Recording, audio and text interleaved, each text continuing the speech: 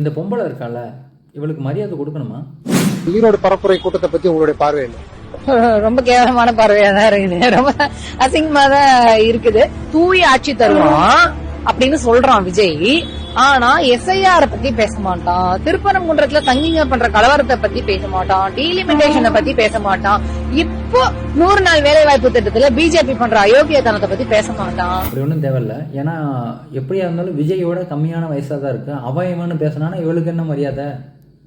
ஏன்னா நீயே உன்னோட ஒழுக்கினத்தை பார்த்தா நம்ம விமர்சனம் பண்ண முடியும். அப்படிங்கும்போது நம்ம இவளுக்கு மரியாதை கொடுக்கணும்னு அவசியம் இல்லை. ஏண்டி உனக்குலாம் அறிவு இருக்குதா? நான் கேட்குறேன், அறிவு இருக்குதா? ஒருத்தரை விமர்சனம் பண்ணணும்னா அவங்கள மரியாதையோடு விமர்சனம் பண்ணணும்.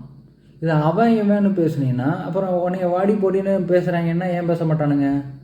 சும்மா நாள்லே உங்களை பசங்க வச்சு தாளிக்கிறானுங்க. இப்போ நீ அவன் இவன்னு பேசுனா போடி வாடி ஒத்தவங்கமான்னு கேட்பானுங்களா கேட்க மாட்டானுங்களா? உங்களுடைய மரியாதையை நீங்களாவே குறைச்சிக்கிட்டா நமக்கு என்ன பண்ண முடியும்? ஒன்றும் பண்ண முடியாது.